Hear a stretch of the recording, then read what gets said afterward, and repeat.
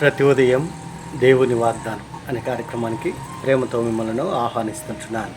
ఈ ఉదయకాల సమయంలో దేవుడు మన కొరకు ఏర్పాటు చేసినటువంటి వాక్యభాగము యెషయా గ్రంథము 54వ అధ్యాయము 8వ వచనాన్ని ధ్యానించుకుందాం. యెషయా గ్రంథము 54వ అధ్యాయము 8వ వచనాన్ని ధ్యానించుకుందాం.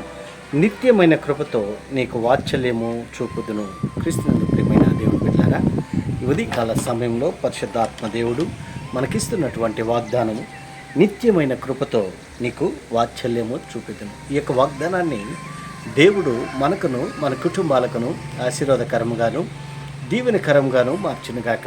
ఈ యొక్క మాటల్లోని ఆత్మీయ సత్యాలను ఆత్మీయ అర్థాలను మనం గమనించినట్లయితే, మరి ప్రవక్త అయినటువంటి యెషయా ఈ యొక్క గ్రంథాన్ని రచిస్తూ మరి దేవుడు యెషయా ప్రవక్త ద్వారా ఈ యొక్క మాటలను మాట్లాడుతూ ఉంటున్నాడు. నిత్యమైనటువంటి కృప, శాశ్వతమైనటువంటి కృప, ఆయన కృప మరి శాశ్వతమైనటువంటిది, ఆయన కృప నిత్యమైనటువంటిది.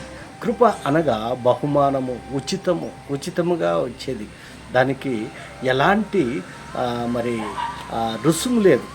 దేవుని యొక్క కృప, ఆయన కృప నిత్యమైనటువంటి కృప, శాశ్వతమైనటువంటి కృప.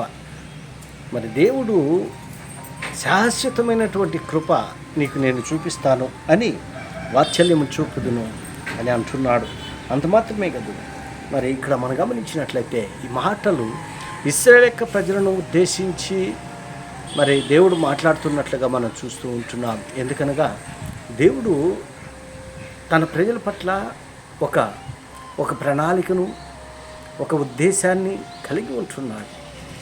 అది దేవుని యొక్క ఆ యొక్క ఉద్దేశాలను ఈ రీతిగా బయలుపరుస్తూ ఉంటున్నాడు ఇశ్రాయేలు యొక్క ప్రజల పట్ల.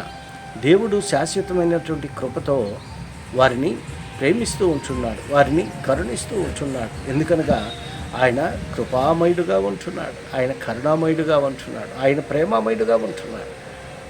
ఆయన కృప మరి ఆయన కృపకు విలువ కట్టలేనిది. నా కృప మీకు చాలును అని దేవుని యొక్క వాక్యంలో మనం చూస్తుంటున్నాం.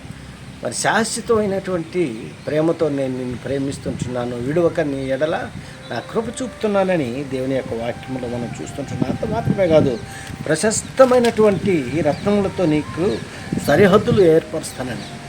మరి దేవుని యొక్క పట్టణము గురించి, యెరూషలేము యొక్క పట్టణము గురించి ఈ యొక్క మాటలను మనం అర్థం చేసుకోగలము. అంత మాత్రమే కాదు, నీ దేవుడు ఈ మాట సెలవిచ్చున్నాడు.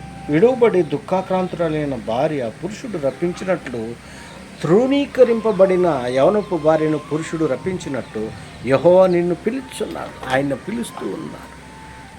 ఆయన పిలుస్తున్నటువంటి దేవుడు, ఆయన మాట వినినట్లయితే, ఆయన మాటను అంగీకరించినట్లయితే, ఆయన మాటను ఆలకించినట్లయితే మరి ఆయన కృపను పొందుకోగలం. కృష్ణుని ప్రియమైన దేవుని బిడ్డలారా, ఈ ఉదయకాల సమయంలో ఈ మాటలు వింటున్నటువంటి నీవు నేను దేవుని యొక్క కృపను పొందుకోవాలంటే ఆయన మాటలు వినేటువంటి వారిగా మనం ఉండాలి, ఆయన మాటలను ఆలకించేటువంటి వారిగా మనం ఉండాలి. ఆయన మాటలలో సత్యం ఉంటున్నది, ఆయన మాటల్లో బలం ఉంటున్నది, ఆయన మాటల్లో మరి శక్తి, బలము, మరి ఆ సమాధానము ఉంటుంది. మరి ఆయన మాటలు వినేటువంటి వారిగా, ఆయన ఆజ్ఞలను ఆలకించేటువంటి వారిగా, ఆయన్ను వెంబడించేటువంటి వారిగా నీవు నేను ఉండాలని ఈ కొద్ది మాటల ద్వారా నేను హెచ్చరిక చేస్తుంటున్నాను. దేవుడి యొక్క మాటలను మరెక్కువగా మీకును మీ కుటుంబాలను ఆశీర్వాదకరంగాను దీవెనకరంగాను మార్చును గాక. ఆమేన్.